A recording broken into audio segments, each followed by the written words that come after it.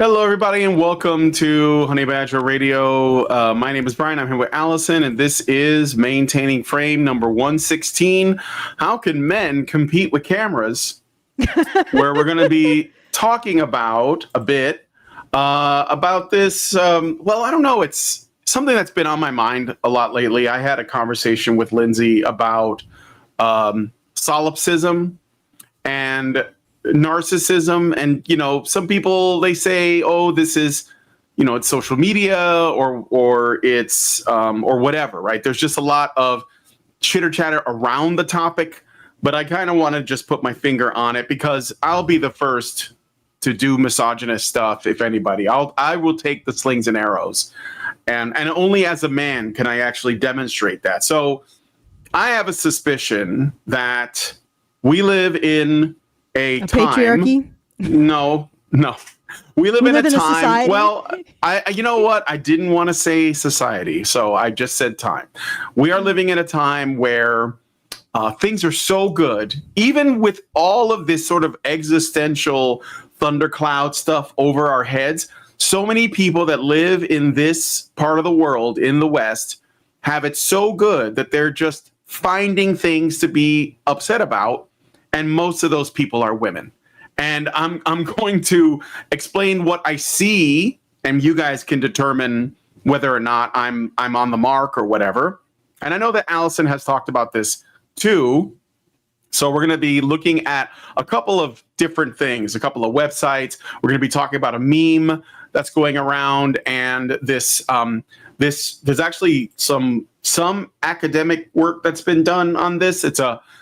There is this phenomenon called the Tocqueville Paradox, which is exactly what I described. Like, the better you have it, the more things you find to complain about.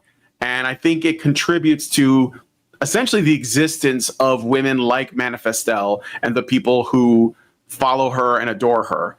So anyway, we'll get into that when the show starts. But before we do that, I'm going to hand this off to Allison so she can tell us about the things that we have to talk about. So, Allison,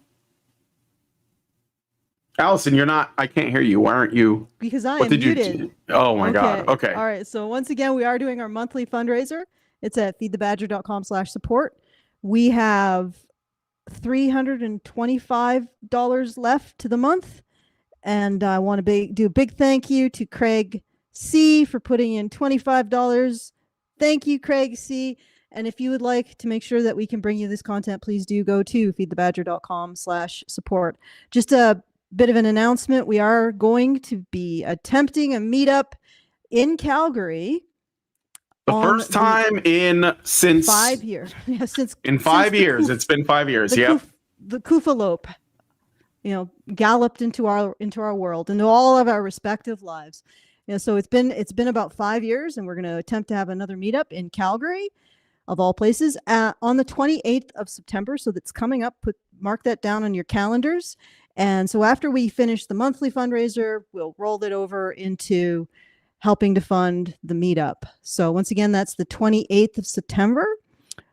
I'm thinking about 12 o'clock. If you guys remember, if any of you were way back then, this is the deep lore, and you remember when we went to the Calgary Expo and I was evicted for saying that I think we should consider men and women when we think about social ills.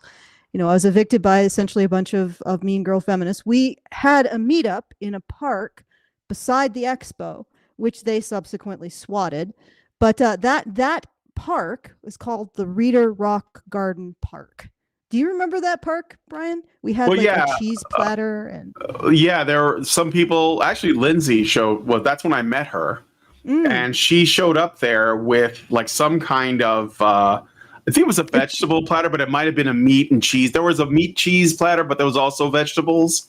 Mm-hmm. So we had a bit of a spread, and then we, we got swatted because. Yeah. And the cop came up. The expo called the police on us. Yeah. Yeah. Well, no, they had two SWAT vans. Did you know that? I don't remember that. I remember the men in uniform. Yeah. I'm very polite, came up to us and said, I think you guys are fine. You seem like good people. I'll carry on with your picnic. So yeah, that is the place, the Reader Rock Garden. Thinking about 12 on the 28th of September. And what will happen is we might mill around the Reader Rock Garden. Maybe we'll bring some cheese spreads, not like spreadable cheese, but like spreads of cheese. But we could bring spreadable cheese. No, I think that would make a mess. But no. platters of various deli meats and cheeses, along with vegetables and fruits for those of you who don't partake of the animal products, will probably be there. Yeah. Yeah, and we'll just mill around the Reader Rock Garden, and then across the road is the Roxbury Off-Leash Dog Park. So maybe we'll mosey on over there later in the afternoon. It'll be very informal, although I'll do maybe we'll have like a little round table and discuss things of a men's rightsy nature in Reader Rock Garden, and I'll record that and make it available to the supporters of that fundraiser. So anyway, let's get this one done. feedthebadger.com/support, just $325 to go, and then we can start chipping away at the cost of the meetup in Calgary, September 28th. And I just want to apologize once again for the late hour. Oh, wait, before I continue, if you want to send us a message at any time, go to feedthebadger.com/justthetip, and we will read it out, because that's the very best way for you to send us a comment and the very best way for you to tip us. And as I was saying, we're a little late. I guess not too late for us. I mean, it was pretty good. We're close to time. Well, I moved it up an hour. Well, did I move it up an hour? I moved it up an hour. But because it was originally going to be 5 o'clock. Yeah, but then we started to have a discussion of what exactly the topic is. Incidentally, I did my graduate artist thesis on this topic. Yeah, so maybe we can get into the Wayback Machine. It's like a blast and for my class for me. Yeah, I was exactly. In 2005, I was like, I actually think that cameras are going to replace men as the other for women. Because they're just so perfect. They idolize so perfectly. But that be it as me. I'll go back to why we were a bit late. Yeah, somebody just walked in off the street and asked us if we had pizza. How dare. It was very bizarre. You should have said yes. I should have said yes. It's do it yourself. Him to the dungeon, and then give him give him flour and milk and eggs and butter. You just got to make it yourself. But yes, we will. He wasn't asking us. He was in and demanding the pizza. It's like, where's the pizza? I'm like, what? Not really the place you get pizza in town. Do you guys have pizza in Kelvington? Yeah, we have. It's across the street. It's called Jan's Pizza. So yeah, you can get pizza in Kelvington, and Chinese food and donuts. The donuts are pretty good. So that's neither here nor there. We should probably get into the. Can't do that. Okay, so let us get into the topic. So again, we're going to be talking about solipsism, but this is going to have to come out in stages so that you guys can follow my logic and tell me if I'm crazy or if I hate women or what. So, okay. So we got this. There's this meme that goes around.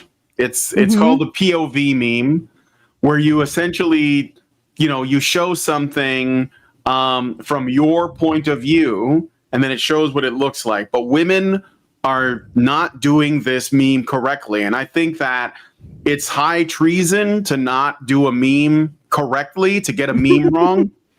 And because we want to prevent women from ending up getting, taken to the guillotine. So we're going to try to explain to them how this meme works for their own protection. So the women don't understand POV is a controversial internet axiom suggesting that women can't comprehend the meaning of the phrase POV, which is short for point of view. So it's essentially the memes are from the perspective of the person showing the meme. You see? Mm-hmm. So because of that, if you show yourself in the image, you're doing it from the third person, right? So. Yep. Yeah, so due to a trend of TikToks, photos, and other short-form videos that women can claim are from their POV, although they film themselves in the video in the third person. Of note, there are widespread examples in which people of all genders misuse the term in this way. Now, of course, knowyourmeme.com, they're basically running cover. But the truth is, it is a problem in particular with young women because they want to participate in the memery, but they also really want to be in the image. They want their picture in there. They want their face in there, okay? Mm-hmm. So here's an example. Ashley St. Clair on Twitter made this meme video, and she put herself in the video. So I don't know if it has audio. The point of view is apparently Ron DeSantis getting ready to leave the house. Yeah. So POV, you're Ron DeSantis getting ready to leave the house. It's a bit of body shaming here, but let's see. Well, let's see. I don't know what it looks like. So there's the video. Let me just put it on the screen for you guys. Okay.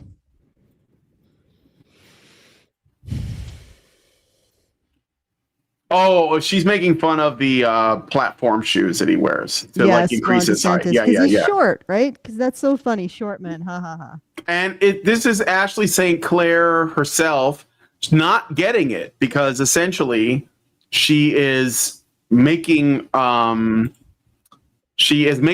the star of the video. That's the thing, right? These videos, the POV meme, you're not the star. It's not about you.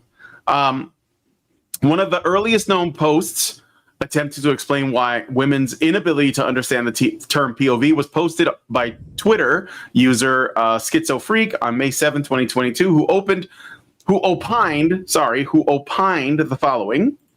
And let me just turn the cameras on here. What did he say here?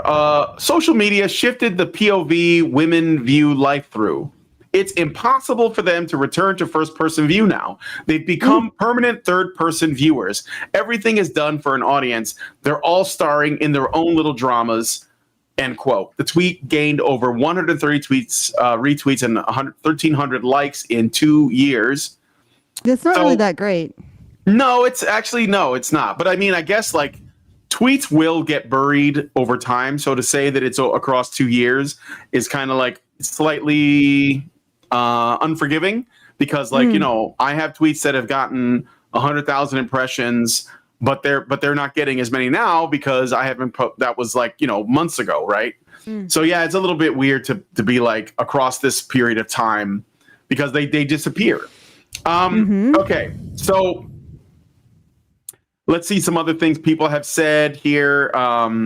Here's one from Zero HP Lovecraft. It's hilarious and true that women think POV means the camera is looking at them. The only POV that is coherent to either sex is the male POV, the one that looks at women. Women know they are objects. They know it in their bones. So, and there's a series of other videos as an example. But this is like the thing that's kind of interesting about it is that there is something to this statement. So I'm going to read it again, okay? And you let me know what you think, Allison. It's hilarious. So the POV thing is obviously supposed to be first person. You're supposed to be showing something that you're looking at and telling people that, something related to what it is you're looking at from your perspective, because it's you that's looking at the thing. That's you that's perceiving. But for whatever reason, women are not able to do it. They have to put themselves in the image. You ever see the meme that says like when men want to show you something and it's like a picture and it just says object. And then next to it, it says when women want to show you something and it's the same object, but the woman's face is like halfway in the image because she has to get her selfie in. Yeah. So it's that. But okay. So I'll just read this again and then you tell me what you think. It's hilarious and true. It's hilarious and true that women think POV means the camera is looking at them. The only point of view, POV, that is coherent to either sex, so to both men and women, is the male perspective, the one that looks at women. Women know they are objects. They know it in their bones. Yeah. Yeah. And this is like I said, I honest to God did a thesis on this in art school, that the natural counterpart for modern women is the camera, not men. And I didn't mean that as like a positive thing. And I think I did make it a little bit more witty and tried to hide my power level, but that was the ultimate statement I was making. And that was in like 2006, before the rise of cameras everywhere, and women basically just constructing these little dramas with themselves at the center of them. And yeah, it's I know everybody doesn't want to talk about it because nobody wants to criticize women or be seen as criticizing women, but it can't be that good for you. Like this behavior can't be that good for you. And it's indicative that women are actually undernourished when it comes to developing a sense of self through their actions. So that's like first person shooters, all action, right? Yeah. There's no character. It's all action. That's the thing. First person is all about your action, not necessarily what happens to you, but how you act. Whereas when you stand outside yourself and objectify yourself, it's all about what happens to you, what things are the external circumstances that are occurring to you, right? So it's like a completely different shift in mentality, and I think it reflects. I mean, honestly, people would say, "Oh, it's criticizing women." Sure, but if you don't criticize women, they don't develop that sense of self, that first person sense of self. I guess we can call it a first person sense of self. They remain locked in a third person sense of self. And the biggest problem with that is you only got a little bit of time before the views start drying up. Like, you're not going to, when you're in your 40s and 50s, you're not going to be you're not going to be in your little goldfish bowl anymore, because people aren't going to be watching you. At that point in time, they're going to be like, well, what have you done with your life, right? How much first person point of view have you engaged in your life? Yeah. And go ahead. It's funny because if you write or if you draw, there's a lot of that just takes place in pure solitude, right? Nobody's looking at you, and it's not about you, it's about what you're constructing. And it just strikes me that creation requires a lot of being able to sit in the first person, so to speak, and just be by yourself, not being watched. You know what I mean? Yeah, that's an interesting way to put it. And so when it started gaining ground, this sort of, I guess, this conversation that women don't seem to get what POV means because they have to put themselves in the picture. And a lot of times they'll just make themselves the subject of the picture, even though they're talking about something that they're looking at. But you're looking at them looking at this thing. Like, say there was one, it was like POV, you're on the worst date ever. And a woman put this video up, and the camera was on her, and she was rolling her eyes, and her date was like talking about like finance or the economy or something that she wasn't interested in. And that the people thought, because it was a POV video, they mistook what she was trying to say, which was that her boyfriend, or not her boyfriend, but her date was the worst date ever because he was boring her. But because the camera was on her and she was rolling her eyes, people thought that she was saying she was the worst date ever, because that's the POV, right? The guy's talking at her. And so this sort of, some women got upset. And they felt like, well, here's an opportunity for us to dig on men and blame men for women not understanding the POV or something. And so we got this tweet from Alex. Just before we continue, do women go. think they can live their entire life with no criticism? Like, I mean, this is the big thing. Like, the big thing is that you cannot criticize women at all, right? Not even in a way that might be beneficial at the end of the day. And this is why they don't achieve anything. Ladies, that's 100% why you don't achieve.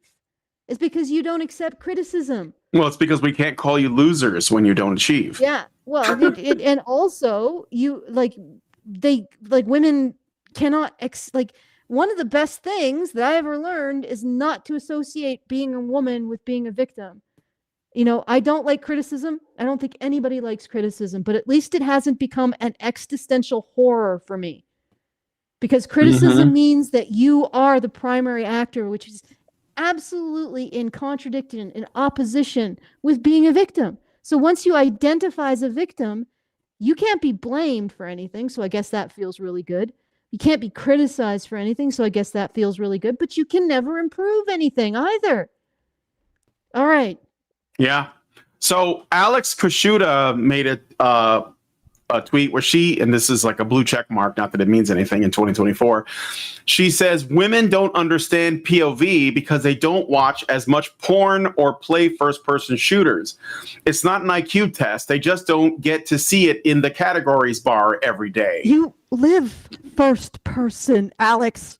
Like, we don't see it. We're not exposed to it. It's the Gamergate. People have prevented us from understanding the basic experience of being a human. What am I doing right now? I'm not the camera looking at me. I am me looking at the camera, Alex. Like, what the hell? You know, does she realize? Does she stand there and she says, "Oh, hey, these are my hands. Look at that. It looks like a first person viewpoint." You know what I mean? What if women did see in the third person and you're the one that's different? Oh. Like, what if women do, like, there's like an invisible eye that floats, that's always looking at them, and that's actually how they see the world? What if that's what it is? I don't know. But this is basically what she's doing. Is she's life, yeah, no, I know that's mind bending, but this is what the women like this typically fall on, is like, well, let's just shame men by saying porn and video games. Like, sorry, ladies, but you guys are way more perverse than men are. And I know it's going to seem strange, but I've seen what the most popular podcast with women is on Spotify and the most popular podcast with men is on Spotify. And one of these things is extremely sexualized, and one of them is a broad range of topics. No, I think the number one male podcast is either these things they never stay number one forever, but it's basically moving between the Joe Rogan podcast and the Tucker Carlson podcast, and the Tucker overtook Joe Rogan for a while, so it's right around there. And the female one is this one I sent you the link for. It was called Call Her Daddy, and it's basically just like, here's a woman that travels and fucks random dudes, and she like does podcasts about it. But men are the perverts, right? I mean, like, it's okay that we're all fallen creatures. We all have like our struggles, but let's not pretend like women are that much more puritanical than men. So, well, they're more puritanical, but not more pure. No, yeah. Let me just. Well, I mean, this all derives from basically judging people around their treatment of women and not their treatment of men. But I'm still astounded by that first one. Like, we have no experience of first person. Your life is first person. Like, what the? Is that how little agency we're giving to women? Like, they don't even see themselves out of their own eyes. They don't see their world. How do you like? I'm guessing that she's trying to deflect onto men morally in order to protect some kind of ego thing with women as a group. And that's the other thing. It really drives me nuts, the women as a group thing. But really, Alex, did you not notice your life is in first person? Like, you don't have to play first person shooters and watch porn, which incidentally, is there a hell of a lot of porn in first person? Like, yeah, I'm sure it's a genre. Yeah, I think it's a genre. But like, is it like?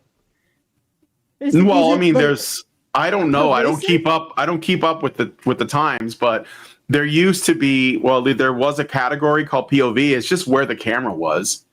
Yeah, so, but my point is that most porn is also third person, as far as I can tell.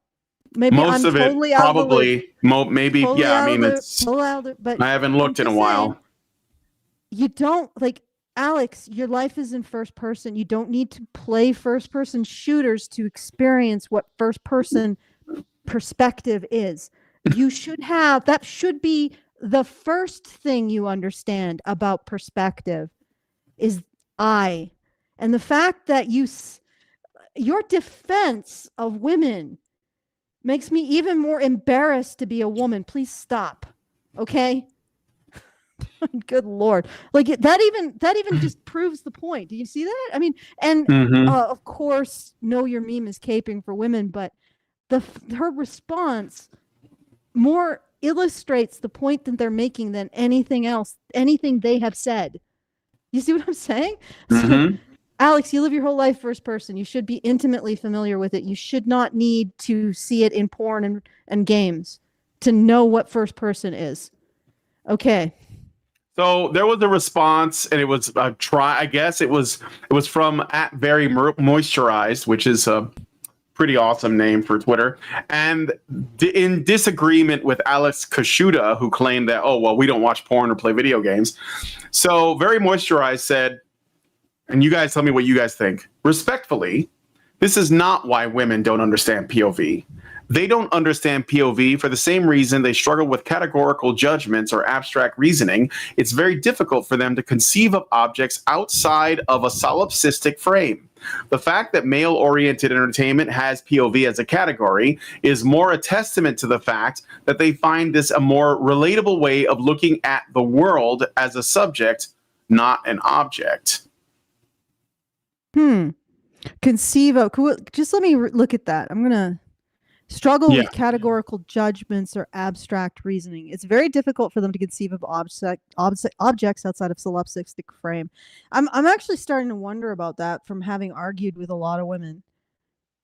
Like their reasoning is inherently seems to be more about moral judgment, like the dominance through affecting immorality in your opponent, or rudeness in your opponent, or disgustingness in your opponent. Have you know? And it's I mean, maybe it's just solipsistic arguers in general, but I've gotten to the point. I used to be like, well, I am going to analyze this logically. What is it that makes me an incel, madam? And then I realized that's just her conceding the argument, that the argument has gone past her capacity to reason, and now she's resorting to shaming in order to silence or affect dominance. I don't know. It's difficult for them to conceive of objects outside of a solipsistic frame. I would have to sort of understand like a concrete example of that. Is that like a lack of object permanence? No, I think that it's maybe there'd be another word that we don't have or we don't know that's not connected to them, essentially, or essentially it's solipsism. I hope I'm saying that right. Solipsism is when you basically only see things in terms of like how it relates to you and what it means for you.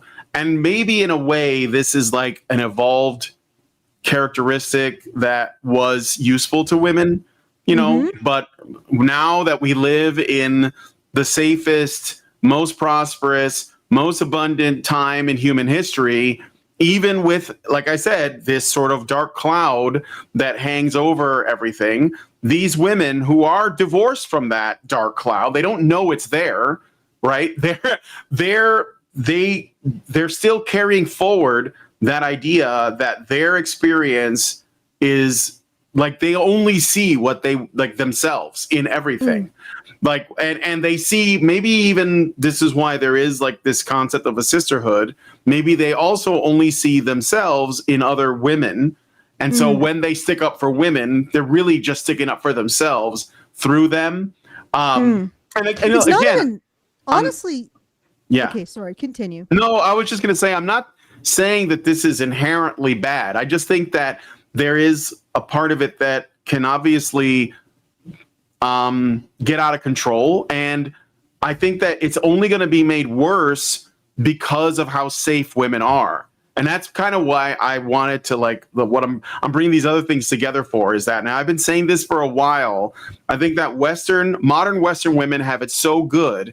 They have it so good, but they're so divorced from what it would be like if they lost it, that they are complaining about the smallest things. And their view on the world is so distorted. It's by this prism of the Magnifying patriarchy, glass. yeah, it's like, exactly. So that they're like looking at the smallest things, or even things that aren't bad, but there's another woman who they think has more than they want it, because they don't realize like that we're potentially on the brink of World War III, which could mean nuclear holocaust, because they're wondering about the new phone. They're wondering about the new handbag. They're wondering about, like, if the boyfriend they're seeing can take them to any place other than Cheesecake Factory. And part of the reason for that is because our society has done everything it can to protect women from discomfort, that we have damaged their brains in a way. I mean, I'm not going to personally take the blame for this, but you don't see what I'm saying? Like, yes. if it's like people used to, yeah, go ahead, jump in. Everything on this page was not horrifying until we got to Alex Kashuta saying, women don't understand point of view because they don't watch as much porn or play first-person shooters. It's not an IQ test. They just don't get to see it in the categories bar every day. She thinks this is a zinger, but you live first-person point of view, Alex. Are you unaware of that? Is what I'm getting. Yeah. That is like, I don't even know if we need to have go any further. Like, that is just, Alex, in defending women, you have essentially underlined the criticism, and you've said, yes, this is utterly valid. I mean, because they don't even understand that they live in first person. Or at least Alex doesn't even understand that they live in first person. It's astounding. I don't know who put together this Know Your Meme page, but did you think that was a defense? Well, they are going to cape for women, but I guess that's like the best, like, I don't know, zinger they got, that the women got. You're a gooner. You're addicted to porn. You play a lot of video games in your mom's basement. Gotcha. Meanwhile, I may again, not have the ability. Not have the ability to see the world in terms of first person, but you're an incel. And I can judge you based on my benefit and my respect for you. It's like, okay, but you still fail. You're still presenting something that is on its surface incredibly stupid and absolutely a devastating critique of yourself. You have written a devastating critique of your own position, Alex. God save us all. Yep. It's okay. Well, let's keep going then. All right. So I just wanted to talk a little bit about that, because I had this, when I learned about the POV meme and how women weren't, they didn't get it. And I think there is something about like men being able to kind of separate themselves from something so that they can look at it like objectively, no pun intended, without it, making it about themselves. Right. This is not to say that there are not solipsistic men or narcissistic men. Obviously there are, but in most cases, when men are looking at a thing, they're looking at the thing. They're not looking at themselves with the thing. They're not thinking of themselves as part of that. They're just looking at it in the abstract sense, and they're, sort of like emboldening that. So when they do the POV, then it makes more sense, because I think that it's just got like a masculine framework to it. Maybe that's the issue. But this got me thinking about something else. There is this concept called the Tocqueville Paradox. Oops, I got to share this tab to show you. And we have a paper on this.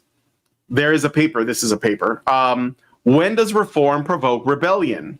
So we developed a model of reform and rebellion to explore Alexis de Tocqueville's conjecture that reform provokes political unrest. Our theory emphasizes that reform often must be implemented by local actors with a stake in the status quo. In this setting, we promise of reform represents an implicit contract against which subsequent implementation is measured. Okay, so I'm not going to read all that, but what is the Tocqueville Paradox?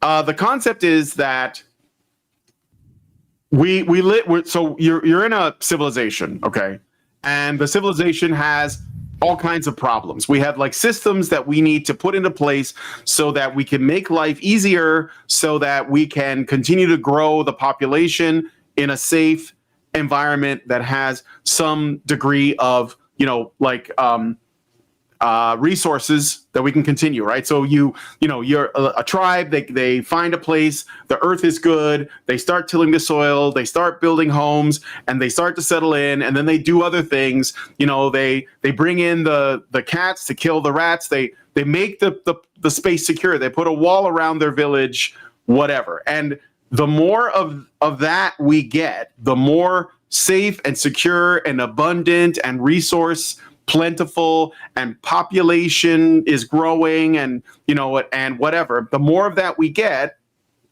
The paradox is, over time, as people come in, are essentially growing up in the society, and they're separated from how we got here, they are more likely to complain and be dissatisfied with smaller and smaller things. And one of the reasons is because well, for starters, there is no gratitude, because they don't know what it took to build this, right? Mm-hmm. So inevitably they're going to want to rebel against the system for whatever reason. Some people might say that they desire hardship, they want things to be bad so that they have something to complain about or whatever. But it is paradoxical, because it's probably happened in the past. It's probably happened in cycles. So you want to say anything about that? No, I'm just here for it. I think that I'm actually really curious how the Tocqueville Paradox, if I have said that correctly, connects to female solipsism, but not just female solipsism, because I can see that it would connect in terms of the prosperity necessary to allow women to constantly see themselves in the third person, but and see themselves as an act, on a little performance and a one woman play, as opposed to somebody who has to get the pigs mucked and the cows milked and make sure that the beets get pickled so people don't get scurvy in the middle of winter, that kind of thing. But I can see that. What I am a little bit curious about is how this all relates to rebellion. And again, I will remind you that even if you cannot see me, I can hear you. I can see you.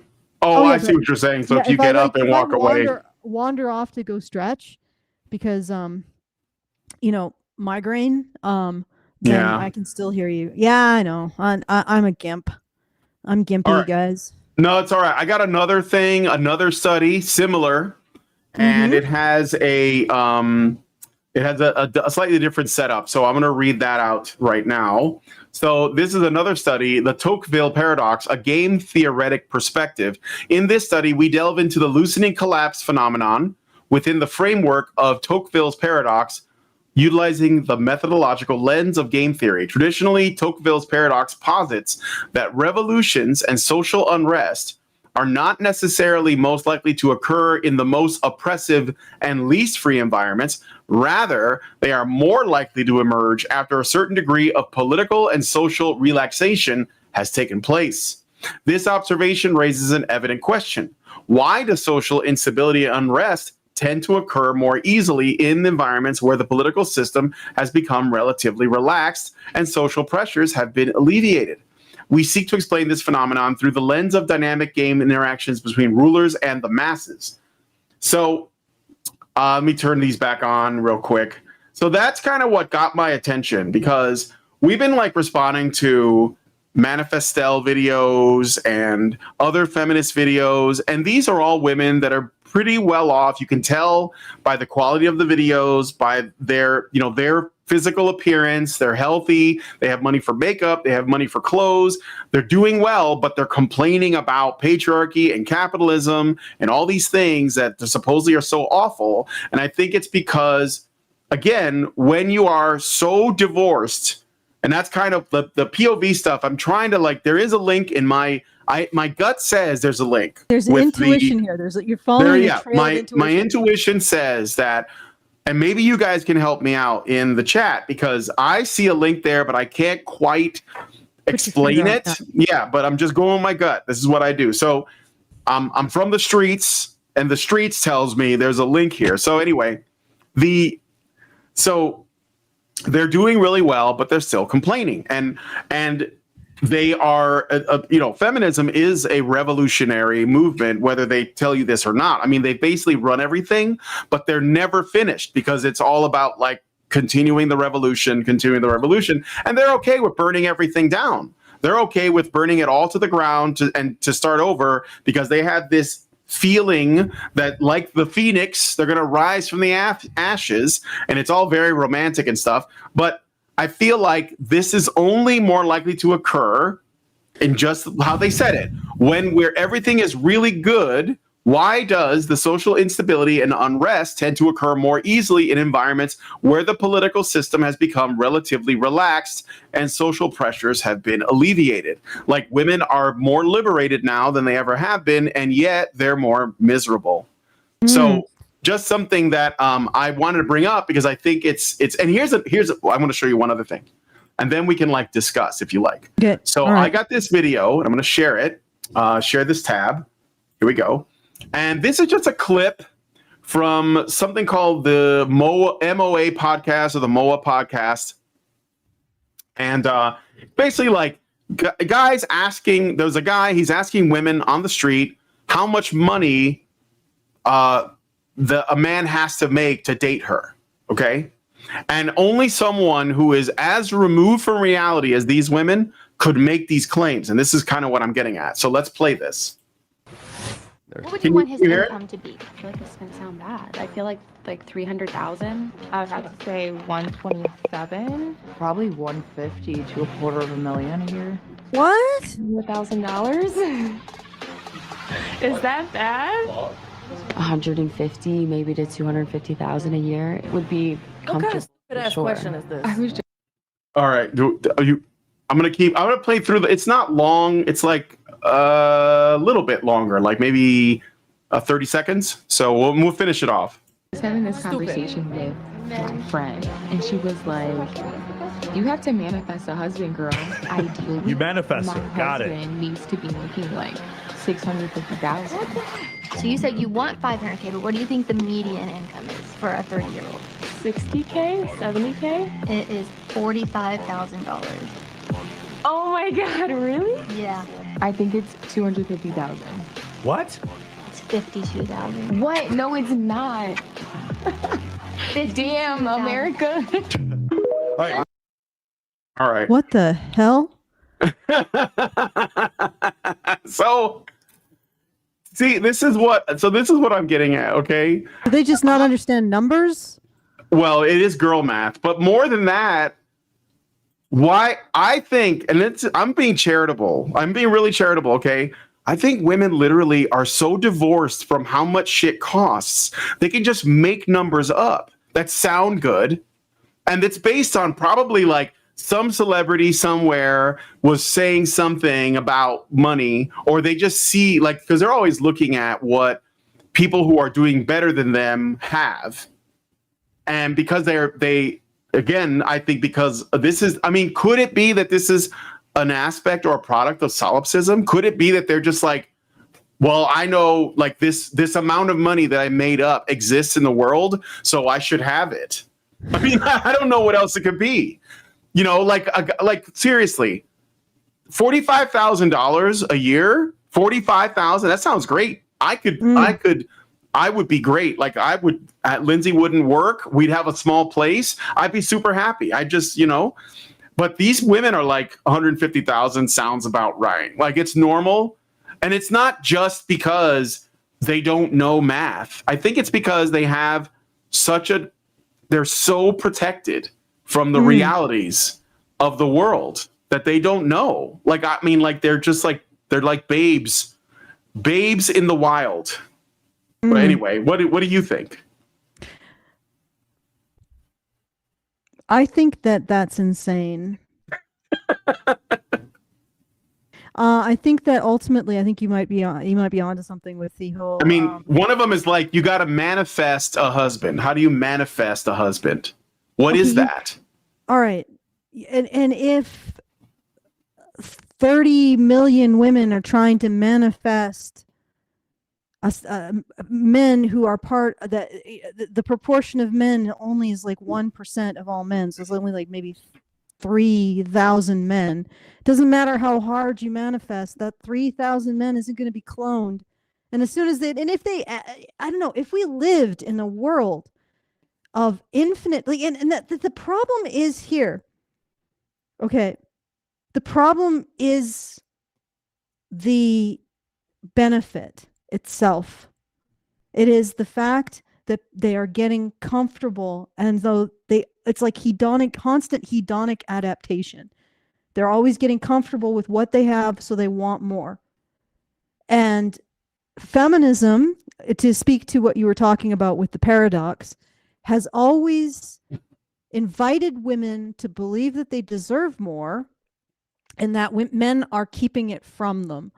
So it is the essence of a continuously, like a huge sense of resentment towards society and men, because you're not getting everything that you want. So instead of telling women, eventually you have to settle, there are limitations.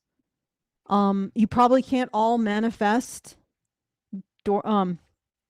That character from 50 Shades of Grey, a billionaire who's interested in Christian Grey. That billionaire who's interested in the human equivalent of porridge, just the blandest. The reason why the thing about Christian Grey is not just that he's got everything women want, but it's also, from what I heard about people who've read the book, women who have read the book, let's be real, it's also that he is in need of a woman's love. Yeah, like it's like he's like a broken baby bird, and so he needs to be nursed back to health by a woman. So the woman brings nothing but her empathy, and the man has everything else, essentially. So a woman brings nothing but her emotional labor, but how dare he ask for emotional labor. Okay, fair enough. Emotional labor. My overall point is, I think you got an idea there that feminism essentially is constructing the conditions for constant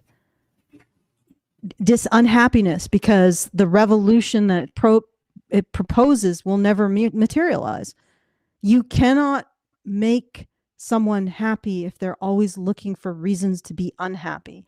And feminism gives women constant reasons to be unhappy and to believe that they're owed more. Not just that they're owed more, like you can gotta go out there and seize the American dream and go and do hard work or have a great idea, not ambitious.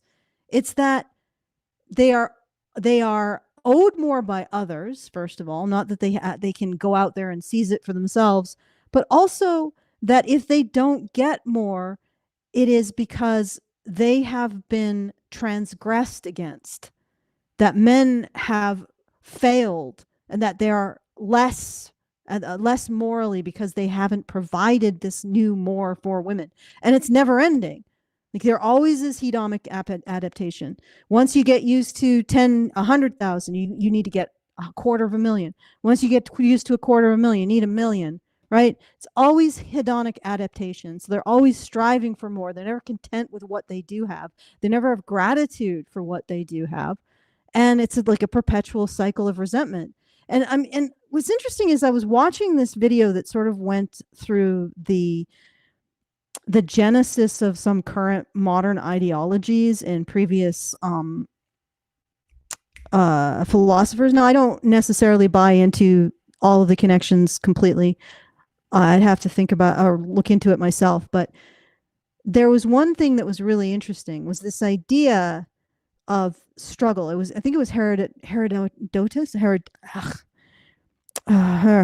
Hercules. I'm going to screw this name up. But anyway, it was ancient Greek philosopher. Herculetus, I think. Okay. Herculetus. I don't know. I know Hercules. Yeah. I know that's not who you're talking about, though. Heraclitus, who believed that the origin of, everything is in suffering or in struggle. Let me see if I can. I was thinking about that because remember, and this is another reason why I brought this up, we went through the ballerina what was it? The ballerina ranch or whatever it was, thing where a woman who was, like a ballet dancer, the ballet farm. I think that's what it was, a ballet farm. A woman who was a ballet dancer stopped pursuing her career as a ballet dancer, married a man, and they moved. They are in Utah with like a bunch of kids and a farm, and they appear to be very happy. And she's an influencer. She puts videos up, and Manifestel is like trying to find ways to essentially dog on her with a bunch of other women online, because it seems to me that women are really busy looking at what other women are doing online. And that's kind of like, like I've said, and you know what? It's funny. So I used to say all the time that social media is Call of Duty for women. Still, I stand by that. It's obvious to me. And the other day, I was watching somebody else, and they said the same thing. And I was like, are you watching our show and you heard that and now you're using it? But whatever. I'm glad that people are picking up on this. Social media is the domain of women. It is how they fight with each other. It's how they, compete. It's how they compete for attention. It's how they compete with men, or for men rather. That's what it is. Like, everybody engages in it to some degree, with very few exceptions. Like I will even say, even when Pearl Davis says, like, she posts a picture of a woman and she criticizes how she's dressed, she's engaging in the same thing. She is playing Call of Duty. That's the whole of social media is essentially the lobby. But when boys are playing COD and they're talking shit to each other, they don't take it personal. When everything is said and done, they go back to whatever. But when women do it, they engage in reputation destruction, and they do it on levels that, I couldn't even dream. Like, they'll find a photo of a girl and they'll zoom in close and they'll look for every imperfection and they'll make them focus on it. Like, what was her name? E-Girl Belle Delphine talked about how, she got way more abuse from women than men. Yep, same experience too. Men were essentially just, paying for her nudes, or maybe they would say something like nice ass, or open bob or whatever. But women would like show Bob's and they would talk about how her face is asymmetrical, and they'll like prove it with like graphs and fucking suddenly their ability to do math increases exponentially when they can calculate the square the cubic inch of your ass. Or the story that I just reported on the news show, where women were using ChatGPT to determine whether or not men were lying about their height. So, and this was like shared around like it was a good thing. Like, we're not shallow. We're just using artificial intelligence to like scan photos to find out how tall men actually are. And we'll make our decision about going on a date with them based on that, I guess. So and here's the thing. Did you find the thing you were looking for, or no? Well, no, it's basically the philosophy that meaning comes through struggle. So that if you don't have a struggle, there's no meaning. And I think that, I'm like, that's very masculine. I'm not saying that in a bad way. It's just this idea that a human being becomes themselves through the process of struggling with the external world. That's very masculine. It's like the essence of, I think, how men view themselves and the world, is that you go out into the world presents obstacles to your goals, you overcome them. This is a hero's journey, of course. And this is what makes writing interesting, even to women, which is why you'll find most male authors have half of their audience is women, because this is interesting to women as well as men. But you go out, you strive over these obstacles, and through that process yourself. So struggle creates meaning, and it creates an understanding of yourself as a person. First person perspective. That's first person. I know that is first person philosophy, first person point of view philosophy. That you go out in the world, you struggle, you strive, and you learn yourself through your striving, right? That is so that was what I was talking about in terms of the philosophy, and it's just sort of like the exact opposite of this idea of always trying to achieve perfect utopia. Yeah. like this perfect utopian situation where there is no want, there is no pain, there is no fear, and yet also there is no boredom, because every woman has their own, serial killer. Yeah. who they tamed into being a complete simp, You're So nothing is boring and everything is provided for. Something wrong? yeah, your camera is freezing up. Your internet's dropping a little bit. Oh, So me maybe just see if I you can have too reduce many maybe you have too many tabs Here we go. open. All right. I may have to Yeah, your camera's frozen in the Discord, but let me try to refresh it real quick. I mean, in video ninja? No, in Video Ninja, Yeah, Video Ninja it's fine, but the Discord display is a little off. You mean OBS? Or I'm sorry, OBS. That's what I mean. OBS. Well, I just reduced the. I just refreshed you. Hold on. Yeah. So hopefully that fixes it. All right. Yeah, it fixed it. All right. So before we continue, I wanted to read a Super Chow we got while it's up. So thanks for the Super Chow. Anonymous gave us $10 and said, or 15, I'm sorry, $15, my bad. I nominate Brian and his wife to be the next anti-feminist power couple like Andrew and Rachel Wilson. Start debating normies and feminists and drop facts about patriarchy and female accountability. I'm also eager to see Brian or Allison on a podcast other than HBR to spread the anti-feminism. You mean like as a guest on another show? I mean, if we ever get invited, I'd be happy to do it. I know that one of the, I don't know if it's totally relevant, but I did appear, or I'm sorry, I had a guest on. You probably saw it. I hope you did. If you haven't, you should check it out. His name is Arvis, and he is a military veteran, although he doesn't have veteran status because he was falsely accused of sexual crimes, and it caused him to be dishonorably discharged. And when you're dishonorably discharged, you don't get to be called a veteran, and which is a shame. But it was, I mean, obviously the false allegation was far more damaging, and it was false, and it was proven to be the case. But he also he knows a guy who does a radio show, so he might have us on. That's why I brought that up. So hopefully it may be nice, but I think it would be about the false allegations in the military more than anything else. Yeah, we probably have to keep it to that. Maybe a little bit of extra. So I was going to bring up something else about what we're talking about. Oh, yeah, right. So what if, okay, what do we do about this? Like, what are some ways we can address it? Because you were right about, you called it hedonistic. We're like living in a time of, essentially a tremendous amount of comfort, abundance.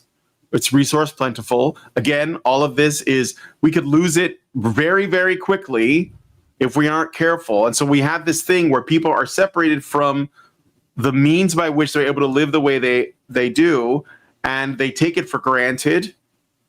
And so they could end up squandering it very quickly. Okay. And that's kind of what we're looking at, like, coming up, honestly. Like, women are willing to sink the country because Cat Turd made a joke on the internet, or he said something that he couldn't actually, make good on, which is repeal the 19th.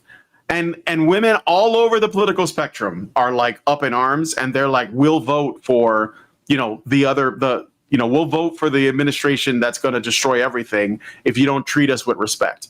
And so what that reads to me is you don't know how bad it could get. Like, you just, there was a tweet. Do you remember the tweet I shared with you? Let me see if I can find it. I want to put it on the screen. Where a woman said, should we all vote to take men's rights away? Do you remember that? Not that men have a lot of rights to begin with, but I want to get it really quick and put it on the screen so you guys can see it. Here we go.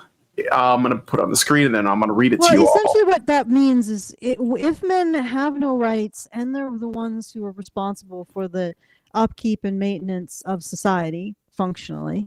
Here it is. I I just walked through the town like yesterday. There were two men on working the electricity. There was another crew of men building a building. I mean, it is impossible to deny the fact that men are primarily responsible for constructing and maintaining our society and the infrastructure. So what they're saying is, let's get rid of the rights of the people who are primarily invested in maintaining everything.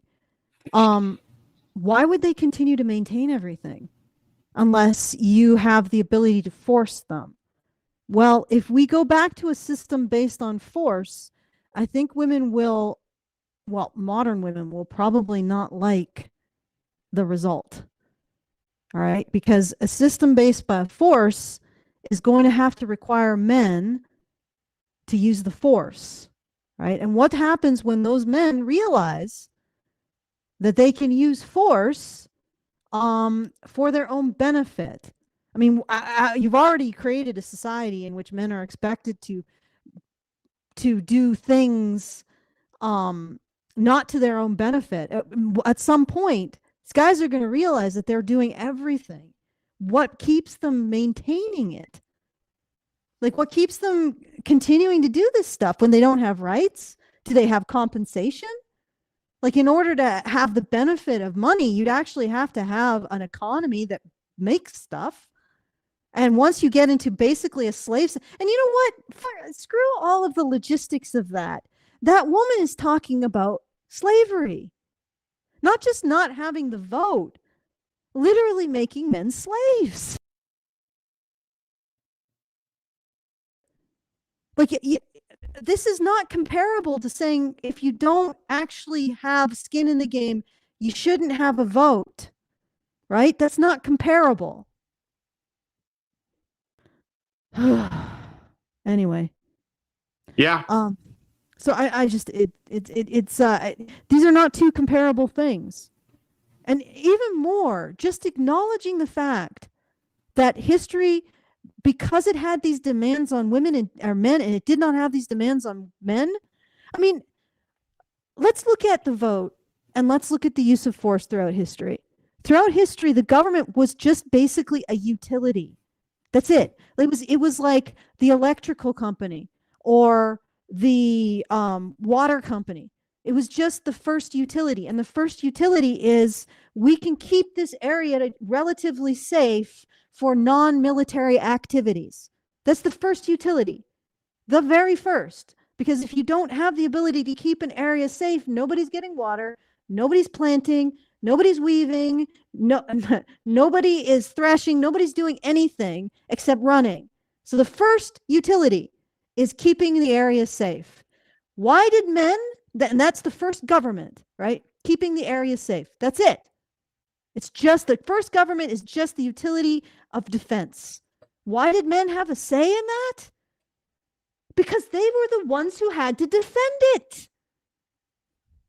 Like, it's why do the people who work for the sewer system have a say in how the sewer is run?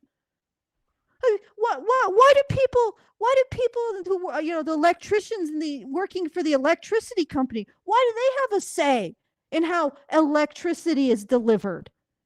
The people who build the roads, why do they have a say in how the roads are built? Are you fucking kidding me? Because they're the ones doing the work. Men had a say because they were the ones doing the work. Full stop.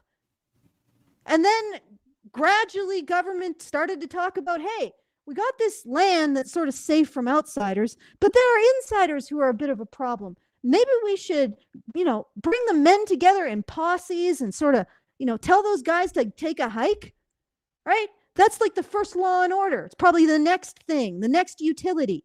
Let's keep the place inside safe from people who are bad actors within it, right? And again, that's men's labor. Why did men have a say over it? Because it was their labor, right? Okay. And as we go through, that's what government was. And why did men have the majority say in it? Because it was their labor. The utility that government provided was directly a result of men's labor. So literally, men are doing the work and deciding how the work gets done. And women looked at that and said, I can't believe how much they're oppressing us. Are you? It infuriates me that this was ever framed as women's oppression, ever. I mean, in 100 years, are they going to look back at like the power company and be like, well, women didn't get a vote in the power company. They must have been oppressed. Yeah, they weren't doing the work. Yep. Okay. All right. Well, no, it's okay. So, I mean, that's basically like everything I wanted to like bring forward about this. I don't know. So let's recap really quick, okay? So first thing I looked at was the POV meme, and I was asking myself, why is it women don't get it? And there's something deeper at play. Are women naturally solipsistic, which is not the same as narcissistic, although they can be that as well. But so like think about it like this too, okay? Because I'm like bringing in all these other things that I've watched. So Home Math talks about, if you have never seen Home Math, you should totally watch it. How women will not see a large chunk of the male population at all. That's why when feminists talk about how dangerous they think men are, and I've debated with feminist women on when I was going to college about it, and they would say, I feel really unsafe at night or whatever, and I'd say, well, how many men do you come across in your day-to-day life? How many men? How many thousands and thousands of men? And it didn't compute because she didn't see those men as men. If they weren't doing anything with her and they were just going about their business, they didn't exist. And when it comes to men that they, are looking at in terms of dating material, the majority of men don't exist either. And so I think that on some level, a solipsistic attitude may have been a part of a woman's evolution. Like there's some logic behind it. Women want to make sure that their offspring survives, so they're going to be really selective on who they, are going to want to mate with. But then that could become a thing over time where it's not just the men they want to mate with, but just like whether or not they see men at all as men. And so this POV thing got me thinking about that. And then I thought, well, feminists are always, and I'm not talking about the academic feminists like in the the inner school that know that this has nothing to do with women at all, and that they're just using it to like keep their job and make their money and sell their books and remain in tenure and all that. I'm talking about the regular women that think that they're feminists because they think that feminism is just equality and that they need it, because that's the thing too. Like women, that claim to be conservative, right wing, whatever. They all have a line. I've talked about it. Like almost all women, they have a line that they will not cross when it comes to feminism because they feel it's like a security blanket. They have to have it. They have to hold on to it, because if they don't and that line is crossed, they're going to lose all their rights. So they believe on a fundamental level that men are waiting for the opportunity to do it. It just depends on where the line is at. And they'll say it about, their own men. They'll say it about foreign men, whatever it is. Okay. And because if they think that something is coming dangerously close to that line, which by the way it's not defined very well, it's just based on their feelings, then they will just become full-blown feminists. Sydney Watson did it. Lauren Southern did it. Lauren Chen will probably do it. She's like more base than they are, but she's got a line. I promise you, she's got a line. And when it looks like it's going to be crossed, she's going to become just like, Mona Olathaway or Lori Penny, if you want like a throwback, right? So because of that, a degree of solipsism is perhaps something that these women think is a good tactic to fall on. So the POV thing kind of like got me thinking about that. Then I looked at the Tocqueville Paradox. So it's like, well, why would this happen? Like men have been trying to like figure out essentially how to get women to stop whining and stop nagging them. And we've built all of this. Probably the baseline of it is women's nagging and then men's productivity.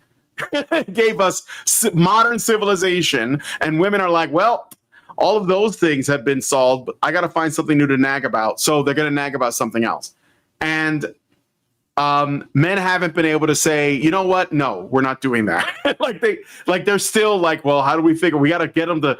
Well, they're not comfortable enough. We have to work harder, right? So the Tocqueville Paradox could be where this is coming from, which is why I brought it up. And then we got just to sort of cap it off, we have this video of women saying how much do they expect their man to make, and that's how you know how divorced, what the gap is between men's reality, where they think, well, shit, if I make 40 grand a year, I could probably find a decent woman because I'll be able to afford. And they have a list. They're like, oh, I should have a car that's maybe less than 10 years old. I have a small place to myself, right now. Maybe over time, I'll be able to buy a house.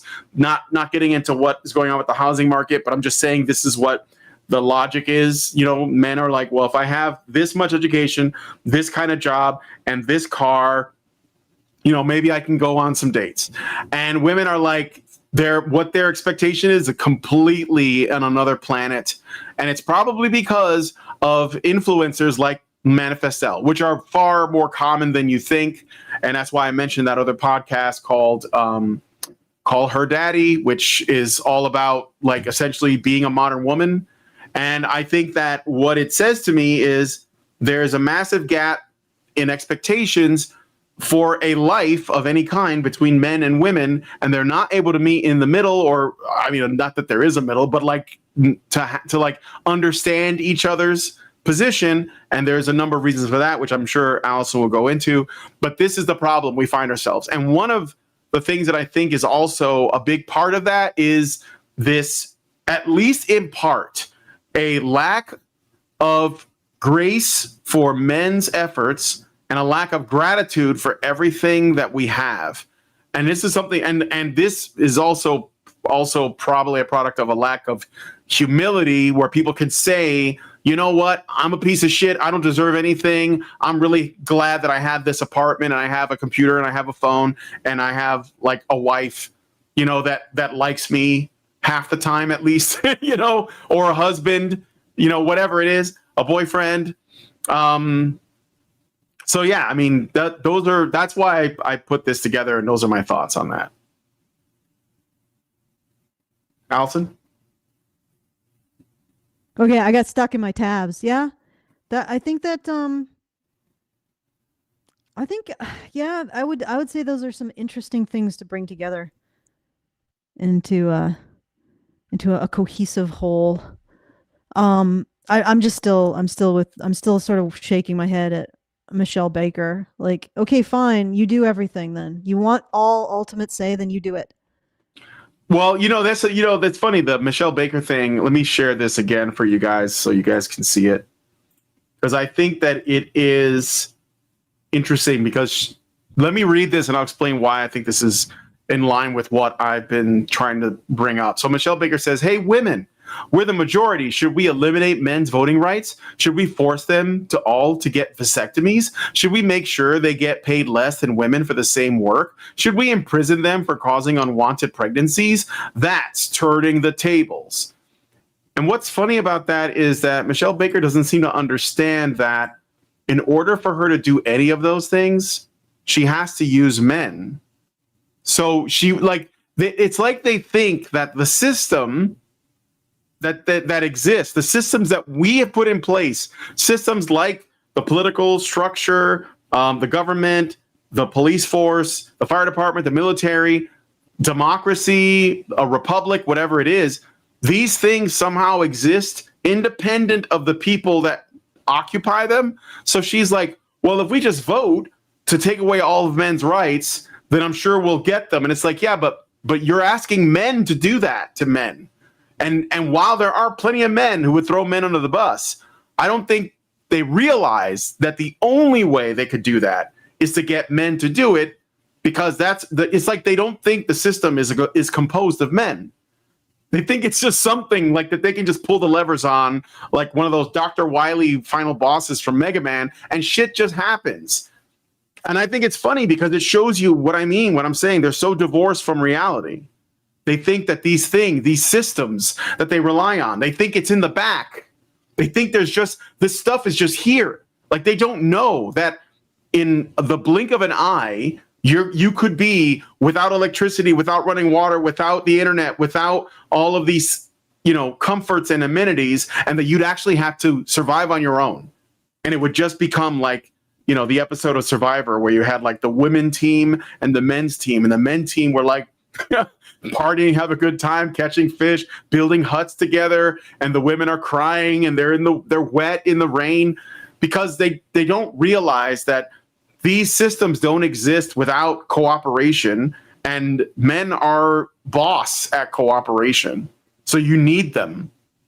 You just can't pretend like you don't. So, but that's POV, isn't it? Oh, you're muted or something.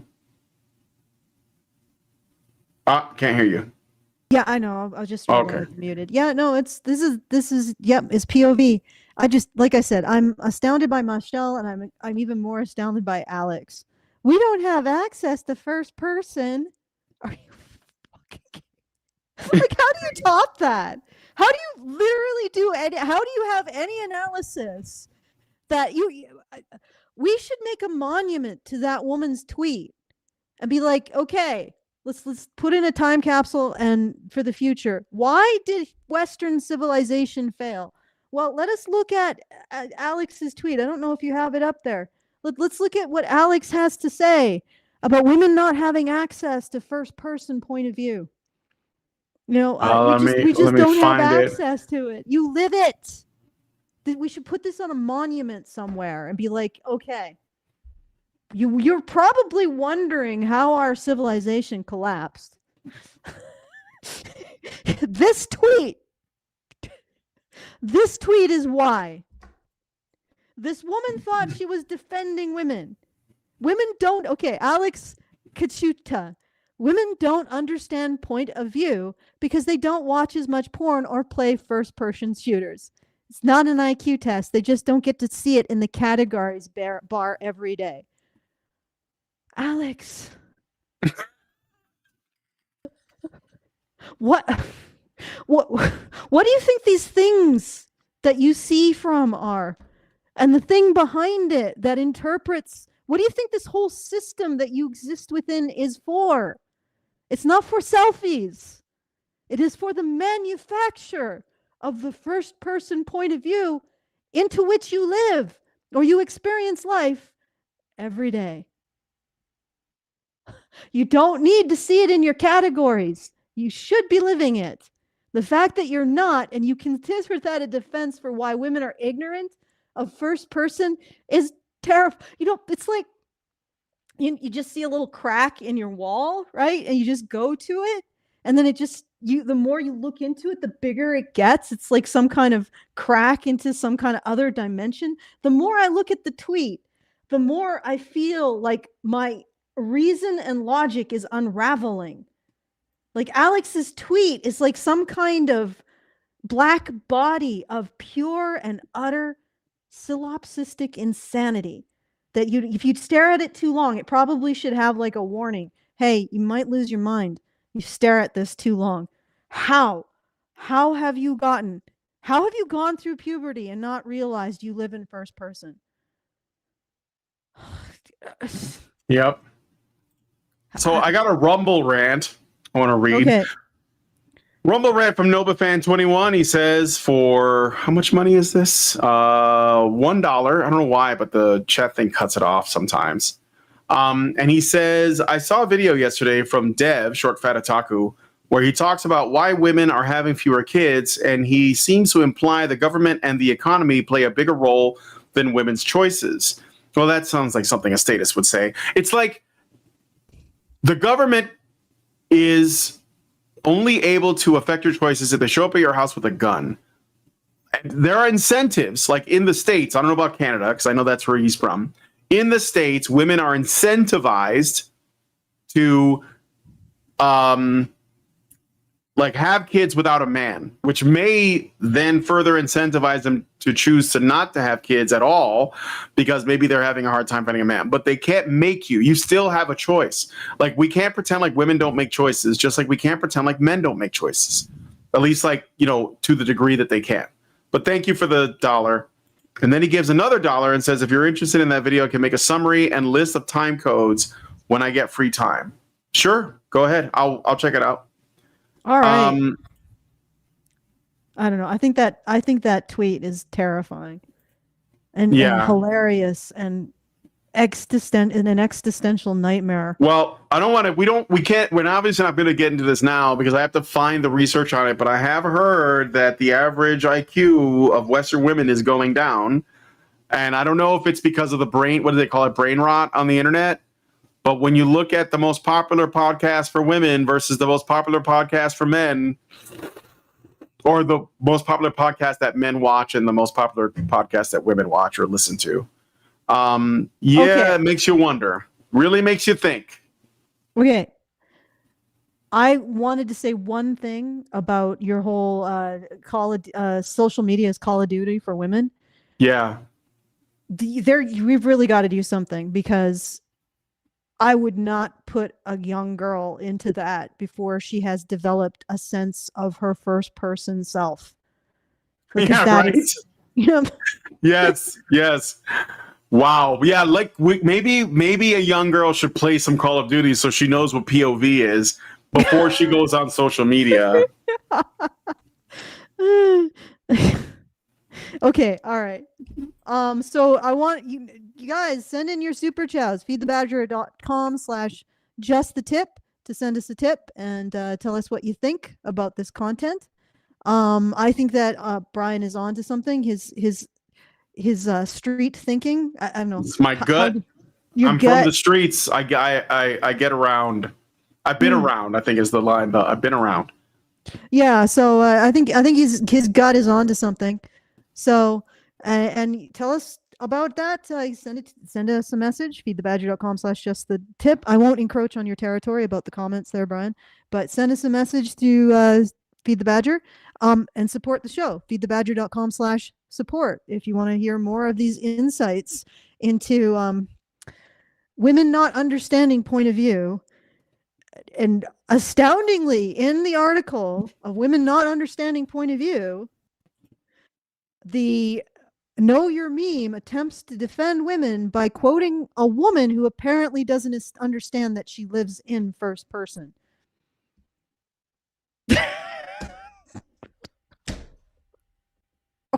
Oh, Yeah, well, that's all I want. That's all I have the strength for. I think what I definitely want to check out the Call Her Daddy podcast, and then because that's the most popular for women, and then we'll look at maybe some of the Tucker Carlson podcast or the Joe Rogan, because that's the most popular for men. And when you look at I think it is kind of connected to what we're saying, because when you look at what women are watching online, like, or listening to in terms of podcasts, it gives you a sense of the things they're interested in, but it also gives you a sense of the scope of the world as they see it. And then when you look at what men are, so like it literally is still that model of the patriarchy and gynocentrism that Mike made in that one video that he made years ago. Do you remember that video he made where he had like a small circle that represented gynocentrism? Yeah, that was a really, really good way of representing those. Yes. And I think that's what that, even in this, in terms of like what podcasts are people listening to, if you look at the scale of, or the depth of what women are listening to, and I don't include Lindsay in this, because Lindsay and I tried to listen to one episode, a clip from an episode. It was like 9 minutes, and we got like 3 minutes in, and she was like, "I can't do this. Like, it's too awful. It's too gross. It actually gross her out." The women's podcast I'm talking about, and then you look at the scale at which things are that like of the conversation that men are interested in, and it's like night and day. So we'll check it out sometime. Yeah, it's like what I don't understand when conservatives say weak men create weak or bad times. I'm like, men are still doing what men do, 100%. And even in the Ukraine, we see that men are still defending their territory too. So men are still doing their jobs. There's no weak men. There just is absolutely no reason to do it anymore. Well, okay. It'd be nice to keep this society. I think it's cool. You know, we can be seen from space for the first time in human history. That's cool. That's nice. You know, keep it. Let's try to find some kind of way of getting men and women back together again. And that's a good thing to aim for, don't you think? And I think part of it is that we have to, I don't know, like, is it possible to have a relationship with a woman who does not understand first person, who literally doesn't realize that she lives in it, so she doesn't need to have it in her categories to understand it? Like, Yeah, I mean, I know they exist. I know they exist. They're Yeah. out there. yeah, they're I out found there. one. Yeah. Yeah. Okay, all right. So once again, feedthebadger.com/support to support the show. I will go check to see if anybody has slipped something through. Maybe We get we'll it do in under the buzzer. Actually, it is 31 days in August. I should have known that because September only has 30. So yeah, Yes. we got like Yeah, tomorrow it's got is the last 31. day. Yeah, tomorrow's the last day. So please do help us out by supporting the show, feedthebadger.com/support. And that's very much appreciated. And I'll probably be announcing the meetup fundraiser shortly. I know lots of fundraisers, but hopefully we'll be able to do something in person this year.